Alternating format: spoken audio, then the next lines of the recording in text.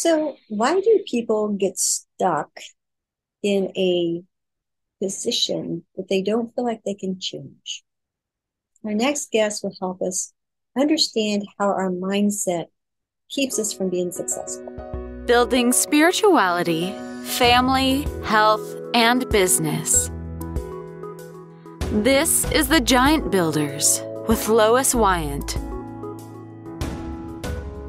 Good afternoon, Giant Builders. Today I have Umar Hameed with us, and he is a mindset coach. How are you, sir? I am fabulous. What a glorious day today. Oh, wonderful. It is pretty nice here right now. Yeah, even if it was like raining and dreadful, it would still be a freaking amazing day because we live in an amazing country. I'm in Canada today. You're in the US, I take it? Yes. We get to have freedom and friends and families and joy and happiness. And Wow. Can you come over for dinner? I can. So tell me, what is mindset? So, mindset, world according to Umar, is how we see the world. And the follow-up question might be like, how do we get this mindset? That's a good question. Oh, look at that, pleading for a question. Yes. So here's how we get the question is like some time ago, Lois, you were a baby and you were minding your own business, just loving life, Doing baby things. doing baby things. And you had these mirror neurons in your head that allowed you to mimic the first person was your mom. And this is like pretty freaking amazing. It's like a day or two old baby cannot move anything consciously except for one part of their body. And if mom goes to a little baby and goes and sticks their tongue out, a baby will respond Oh, in cool. report of that, and they will do that. So we start learning when we're little babies, and then we get to be mobile. And that's where the world changes. And in some ways, it's amazing because we get to go explore. And in other ways, let's say mom and dad are having a great time watching a bit of TV, baby's on a blanket on the floor, and baby crawls away from the blanket and finds a dime, a coin on the floor, and goes to put it in his mouth. Mom, who is a normal person, at that moment goes into fight or flight because this could, like, the baby could die. So mom doesn't say, put the coin down, sweetie. Mom's like, no, bad, dirty. And the baby thinks not the behavior is bad or dirty. There's something wrong with me. And this person that protects me and loves me and feeds me and changes my diaper is angry at me. So I get angry and I get angry at mom. But most times we get angry at ourselves and we get guilt. I did something wrong. And so our parents used emotions to keep us safe, to control us. And because out of the trillions of things in the world, there are a few of them that are dangerous to babies. And so everything's lovey-dovey till we go to one of those danger areas, and our parents would use emotions to control us. And that set up the walls of the comfort zone. And those childhood experiences created a set of filters, how we see the world. And that is mindset. And so let's say I thought that, oh my God, I'm so attractive and women find me alluring and you're smiling at me. And so my mindset goes, oh, she digs me. She's amazing. And let's say my mindset was, people don't like me. I'm hideous. And she's smiling. She's just patronizing me. Like the same smile, you're minding your own business, and how I see it is totally different, right? And that comes from our experiences, and that's mindset. And the good news is that you can change your mindset. That is very good news. If you happen to be one of those sick people that's smiling all the time and happy, we can fix that. We'll turn you into a curmudgeon, which we can do, right? But no, what if we could be fearless? What if we can have a mindset that, when I have a mindset that everything's going to be okay and it's going to turn out great and people are kind and generous, that's what you find in the world. You seem to find that all over the place. And when you think people are out to get you, then you find those people that are dicks around the world. Like there's not many of them, but you somehow run into them all the time. And so, what do you think of that, Lois? Do you think that makes sense? Or do you think I'm like smoking something I shouldn't be? No, I think that does make sense. It's kind of like a magnet, we're attracting what we're looking Yeah. for, I think, or what we what we desire. and we're sorting for. Like I can go for a walk and I take my trusty iPhone with me and I'll see something beautiful and I'll take a picture. And there's other people just walk by it, don't even see it. Yeah. And other people go and go, oh my God, look at that neighbor's lawn. And they see what's not right in the world. And I think so I don't want people to be Pollyannish, but what I do want them to do is to find their best selves. And I'm certain that the path is through happiness and love and not through heartache and pain to get there. So how do we change our mindset? So probably there's three ways I'll recommend. The third one I know, the first one I know, and the one in the middle I'm going to make up as we go along.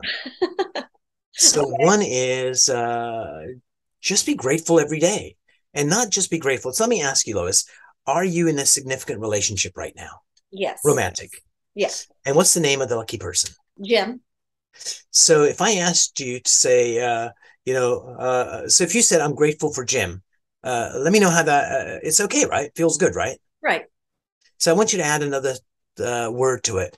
Okay. I am grateful for Jim because, and then I want you to tell me what the because is. Because he loves me for no reason. And can you think of a time where he loved you for no reason that made you feel special? Just every day, just being there, being around me, just a hug once in a while. Yeah, if you think of one of those specific hugs that you got, Mm-hmm. it changes your entire, the way you feel, right? Right. And so some people are not grateful. Generally, they just take things for granted. Other people go, I'm grateful for Jim. And other people go, I'm grateful for Jim because. And then other people go, because, and they step into that memory and feel that emotion. Okay. And I think if you do 10 of those every day, like for example, I am grateful for my sister because she loves me unconditionally. And when I'm around her, I just feel this warm feeling and cared for. That's the juice, that emotion. And you Mm-hmm. start doing that 10 times every morning, then you do 10 tomorrow. And by the time you get to day 4 or 5, number one, you've got 40 or 50 things already written down you're grateful for. But then it's like that. Oh my God, I got to think of 10 things today. So from there on, your mind is looking for gratitude and happiness. And you start seeing it. It starts changing your life. So number one, be grateful, but do it with emotions, not just a thought. Number two, this was the hard one. This is the one you're making up. This is the one I'm making up on the fly. And this one, how to change your mindset, is always ask the question, how do I make this better? So let's say you got a hug from uh, Jim. And if you ask the question, how could I make that better? And you might think, I could just whisper in his ear something romantic, or or that I love you. It's not just a hug. And it's like anything we do can make better. And you get that filter of better. And the third thing, beware, listeners and viewers, this is a plug. And this is going to be my contribution to the world, is it's called Mindset Boosters. And what it's designed to do is let you decide how you feel or act in any situation. For example, you could picture this somewhere in America. This guy comes home and gets out of the car, comes into the house after a long day at work, and is physically there with his family. But everybody in the family knows that he's mentally checked out. He's worried about what's happening tomorrow, what happened today, and he's just not there. He Before he gets out of the car, he goes to the website and listens to a track called "Let Go of Work." And in 6 minutes 44 seconds, he lets go of the anxiety of the day. He figures out what's the most important thing to do tomorrow. And here's the magic part: he gets to re-experience the first time he fell in love with his significant other, warmly, richly. And back then, the first time we fell in love, there was also a bit of lust in there. So that's also nice. And dad walks into the house with this loving heart, and everybody in the family, including the family dog, knows that dad's here fully present. And that's just one of about 60 programs that are designed to make you awesome. So get the help you need when you need it in the palm of your hand. Ta-da! How was that for a plug? That was great. Where do they find that? So if they go to mindsetboosters.com, and you're going to put the link in the show notes. But before we finish our conversation today, I'm going to give you an example of how you can change the way you feel instantly, anytime, any situation. But we'll get to that a little later. Okay. So back to you, Lois. Did that answer the question? Yes, it did. Why are so many people stuck and they can't reach their potential? What keeps us stuck in our life? Yeah, it's a paradox, right? Because some people, if we've got friends like, oh my God, 2023 is going to be the year. I'm going to do this and this and this. And they want it and they desperately want it. But if they go back to 2022 or 1980, they had the same thoughts and they never really achieved it. Here's a pop quiz for you, Lois. Oh, New Year's Eve, people make New Year's resolutions. What no. percentage of resolutions come true? 10%. Close, 8%, but you're an Okay. overachiever, so I love that. So, so the question is, why aren't we living the lives that we want? So here's what happens: is from the time you were born to the time you reach 7, you get anywhere from 50 to 100,000 beliefs that define who we are. We pick them up from our parents, our uncles, our aunts, our teachers, anybody in authority says something believable, we believe it. For example, uh, mom might say one day, money is the root of all evil. In a conversation with a friend, little Sally's in the room. She's 5. Money's bad. Now, Sally is an adult, has kids, wants that promotion, but somewhere deep in her unconscious, she's got this belief that money is evil. And if I become rich, I'll turn into a jerk. And so her desire to achieve is there, but there's a block stopping her that she's unaware of. All she knows is, oh my God, I got this promotion and then I sabotaged. I like missed a meeting. I made a mistake over here and I went back down in pay grade. Uh, so yeah, that's why. And part of the journey we need to do as human beings is number one, figure out where the blocks are. And there's a really easy way to figure out what the blocks are. Would you like to know what that is? I definitely would. So this is going to be a shock to you, Lois, Okay, I'm and dear prepared. listeners and viewers, that your mind lies to you all the time. The superpower that all of us humans have is this. But before I tell you what it is, let me frame it up. Is that we don't use language accidentally. We use language very purposefully. And our superpower is this. Ta-da, drum roll, please. Rationalization. Okay. And if you look at the word rationalize that we tell ourselves, Mhm. oh, I didn't want that promotion anyway. It'd be too much stress on that job. Or that really cute girl, Lois, across the screen from me is like, oh, it would be nice, but, I won't ask her because, she's probably got a boyfriend or a husband called Jim who'll beat me up or whatever we tell ourselves. That we may not know any of that. So we rationalize our behavior. So we're not achieving what we want to achieve. And then we rationalize it. Well, next year will be a better year. Or if I get this education, it'll be better, or whatever we tell ourselves. I think that is one of the reasons is rationalizing. 2 is fear. Fear is stops us dead in our tracks, but fear is actually a gift and not a cross to bear. So what happens when you're afraid, Lois? What happens is this. Instantly, you're hyper focused on where the problem is. It's like right now, if there was a snake off to the side, you would not be looking at me. You'd be looking at the snake. Number 2, you get cat-like reflexes. Meow. Number 3, adrenaline and other chemicals go into your bloodstream to make you stronger and faster. Number 4, you get chemicals going in that allow you not to feel pain. So if I injured you, you'd be able to still beat me up and run away. And then you go, oh my God, this really hurts. But during the incident, it would not hurt. And so, but we've been trained by society, by our moms, by ourselves, that I'm going to go do this thing. Fear comes up and that means stop. When you really look at it, in fear, we're at the height of our biological powers. We're the best physically we're going to be. You've heard the story of moms lifting up cars to free their kids.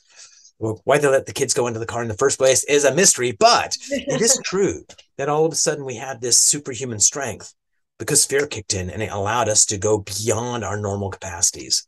So we need to train ourselves. Fear is a blessing and not a curse, and to use it. And 3, it's a level of self-esteem, right? How we see ourselves. Mm. And so if we could We can change all of those. I'll tell you a story first, and I'll share with you how you can change your level of self-esteem. Okay. Cool. So we've been talking about change and how we can create change. So let me tell you about, this woman I'm working with right now. She came to a workshop and she's at the back of the workshop and she's got a partner, and the partner says, go up and see Umar. Tell him, he'll help you. So this was her story. The first thing she tells me is that her daughter is in sports and she's really, really good at it. And they went to one of these conferences where they won, and there were these jerseys everyone would get. But her and her daughter could not stay in the hotel because they just don't have any money. So they slept in the car overnight. All the other families stayed in the hotel, and everybody purchased a jersey, and she couldn't purchase a jersey for her daughter because there's no money. And then she comes in for a session, and this is what she ends up telling me is when she was 4.5, her mom died. Mm. And her dad was looking after her, and she loves her dad beyond belief. And her mom's family said, no, we want her to be with us, and sued for custody. Dad panicked because they got more resources, took her into the US from Canada, got arrested for kidnapping his own daughter, got incarcerated. And our hero did not go to stay with her mom's parents. She got put into the foster care system and stayed there from 4.5 to 16 on a 16th birthday, going to school on school bus. And the experience in that home was horrible. She decided she'd rather be homeless than stay in that home. So from 16 on, she was homeless. And that was just the beginning of her story, and it got worse from there. And so I just got a video from her today, just saying, just from that one session and doing some gratitude work, that she's gotten 3 sales. She's not been selling at all. And personally, she just feels much better and whole. And tomorrow, I'm going to help her find her purpose in life, why she's here on planet Earth. And my promise to her was, within a month, you'll be more confident, you'll be more powerful, and you'll be able to achieve more in the world. And that was my gift to her because, she's penniless. And it's a joy and a pleasure to be able to help another human being do better in the world. And that's why I do what I do, is because we all need help, and I've been helped. And if we can teach people how to take charge of their mindset, we create change very, very quickly. Can I hear an amen? Amen. That was wonderful. Cool. So where do we go from here? What is NLP? NLP is a branch of psychology called neuro-linguistic programming. The most unfortunate name ever picked.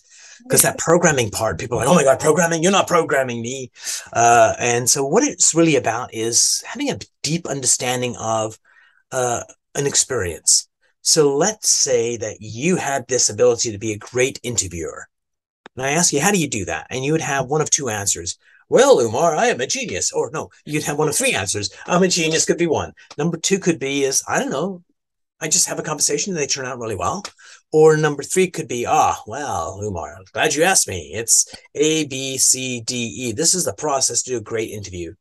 Then I go to a totally crap interviewer and I say, how do you do what you do? And they go, well, because I am fantastic. Or number 2, I don't know, I just do it. Or number 3, here's the interesting part. They say the way you do a great interview is A, B, C, D, E. And you go, wait a minute.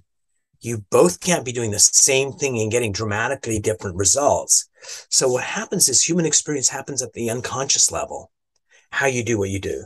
It's tearing me up. Let me get a Kleenex. Okay.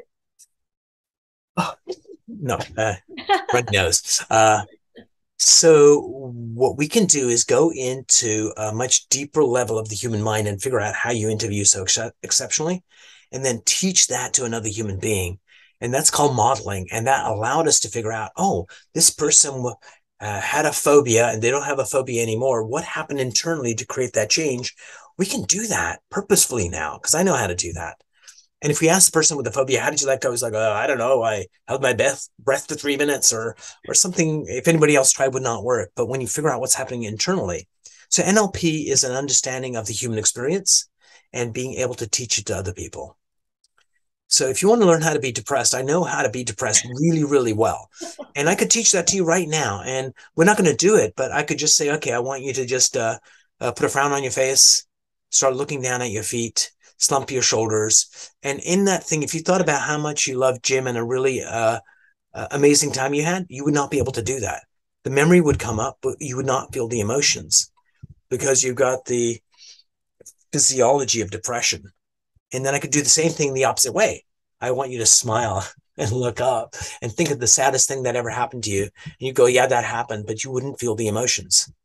So that's NLP, is the ability to understand the human experience and create change very quickly. And I'll give you my definition of NLP. It's all about the moment of change. Like you could go to a therapist, judging by your demeanor, this could be a long time, Lois. No, I'm kidding. But you could go to a therapist for 6 months, and then that's the 6 month mark. The therapist gives you an epiphany, and you were stuck the moment before he gave you an epiphany, and a moment later you're unstuck. I don't care about the 6 months, but I'm deeply fascinated. What happened inside your mind at the moment where you found out about the epiphanies? Oh my God. And if we could recreate that for other people, we wouldn't need the 6 months. We could just go to the change point. And that's why I do what I do, is to teach people how to take charge of this so they build happier, more loving lives. Personal experience. So I want to go back to the 1 to 7 year old range. Yes. All right. My granddaughter came to visit us, and we went to this park like 5 or 6 times. Right. And this one particular day, it's like built up. So it's like a thing where you climb up real high. And the one particular day, I mean, she's been up and down this thing for days. But this one day, she went up to the top, and it was time for us to go, and I couldn't find her. And so I'm looking around out there trying to figure out where she is. And I see her at the very top, and she's all curled up in a ball. And I'm like going, Rosie, come on, we got to go. We got to go. And she's like, I'm scared, and like, you can't be scared. You've been up there a dozen times. Walk me through this process. Okay. So here's the first mistake people make, is you can't be scared when physically they are scared. And what that does is it creates distance between you and them. Okay. And so one of the things to do is to just go with it. Of course you're scared. And then that person goes, so I'll give you a quick example, then I'll come back to that. Okay. And so this woman brought in her daughter who has a test phobia. And she's got the Maryland State Assessment, which is going to determine if you go to university or not. This is I'm not sure what grade it is, 5 or 6 or something. And so she brings her daughter in, and the test tomorrow. And so I go, so you got a test tomorrow, right? She goes, yeah. And you're going to probably fail tomorrow, right? She goes, yeah. And the mother's like, what? You're supposed to tell her she's made of stars and she can do anything. But this is what the little girl does. She goes, yeah. And then she goes, and she lets her breath out because somebody understands her. Then I do this pregnant pause, and then I go, well, unless we figure something out, right? And that could change things. And she goes, yeah. Had I gone, we can change things, and she's got it in mind she's going to fail, then I'm going to fail. I'm saying we can change things. There's going to be a tug of war. So for your granddaughter, it's like, oh, of course you're scared. What scared you? How did you know you were scared? And just start talking around it. How did you know you were scared? I mean, just think about that question, because it's going to stop someone dead in their tracks. It's like, no one asked me stuff like that. I was going to say shit, but we can't say that on your podcast. Nobody asked me shit like that. It's going to be like, oh, how was I scared? Oh, I thought I might fall over or whatever. And then start decoding what happened. And it's like, oh, but you're already sitting, so you probably won't fall over. If you're sitting, do you think you'd fall over? And then all of a sudden you start deconstructing it. So I think that's the thing to do. And if she's really scared, being a trooper and saying, you got to come down and you got to overcome your fear is probably not the right move. Okay. But I'll show you two techniques before we leave today. And we'll do that in the next few minutes. One is going to be around self-esteem, and one's going to be around of letting go of negative events. And cool. Why don't we just go into that? Okay. All right. So Lois, for you, can you think of an event that happened to you that was negative? And it could have been, don't think of one that was like you were attacked by wolverines when you were 3. Think of something small, like let's say with Jim, your significant other and someone you love very much. And it could have been where you hurt his feelings by being short. You're busy and you go, what? And you hurt his feelings. Do you have one of those small things where he did something that irritated you? Do Yeah. you have a specific memory? Yeah. Nice thing is you don't need to tell us about it. Okay. So when you think about that memory, Lois, uh, a picture in your mind pops up that represents that event. Okay. Yes. That picture, is it color or black and white? Color. Is it 8.5, 11, bigger or smaller? Smaller. Is it still or is it a video? It's a video. Is it 2 feet away from your face or closer or further away? About 2 feet. 2 feet? Okay. When you look at the picture, it makes you feel not so comfortable because it was a bad situation, right? Right. Where in your body do you feel it? Right in here. Yeah, of course, the heart, chest area. That makes sense. So what is the lesson that the universe or God wanted you to learn from that experience? Oh dear. Um, is there a cheat sheet? Yeah, it could be. So the lesson could be is, so were you the one that was that wrong or was Jim the one that wrong in this particular memory? Um, I was wrong. I snapped. Okay. And so it could be is, uh, so the lesson could be is I need to be more patient, or I need to always remember, especially when he's irritating, that I love him deeply. So it could be, or it could be I need to cut myself some slack. That happened, an apology would have solved it, and I'm still holding on to it. So whatever that lesson is, what would be the best lesson for you out of those, or is there another one that sparks? Probably that I should give myself some slack and just let it go. Yeah. Mm-hmm. And so store that lesson where you keep important information. Look Okay. at that picture again, and it kind of makes you feel not so good. And this is what I want you to do. I want you to turn it from color to black and white and notice how it changes the feelings. Does it reduce, increase, or the same? Reduces. Yeah, of course it does. What happens if you make it as small as a thumbnail, a computer thumbnail? And it gets smaller. Yeah, smaller feelings, right? Yeah. Now start pushing it further and further back. Is it reducing the feelings? Yes.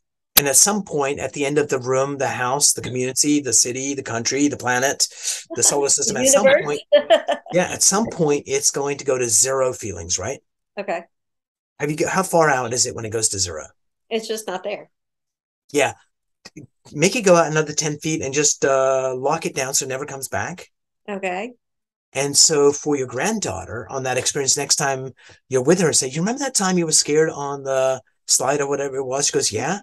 When you think about that, do you see an image? Yes, I do. Kids do it. They're all visual anyway. And take her Mhm. through the same exercise, and it will take the trauma away. And what was the lesson? She go, oh, I'm a big girl, or whatever she decides her lesson is. Uh-huh. And then the trauma of that event is gone, and then she can go back to the slide without being afraid. If you don't do that, there's still fear there. So Okay. that could be a life changer, right?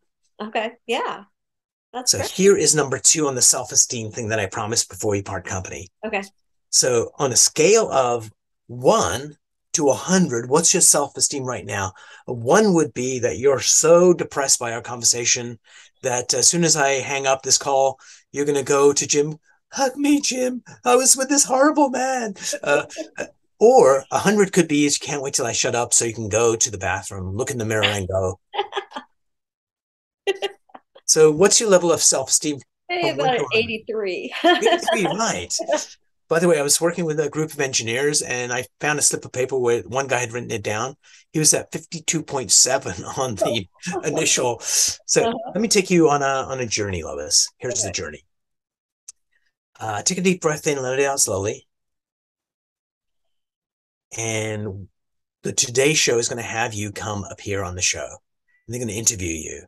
And your friends say, oh my God, you better get ready for that event. And to get ready for that event, you go into this room that's divided in two with a glass wall. And you're sitting on this side of the room at a desk on a chair with a tablet of paper and a pen, and you're writing your accomplishments all the way back to when you were a little girl doing those finger paintings that your parents loved, and what you did at Sunday school, and awards you won in elementary school, or things you did for your classmates or your siblings.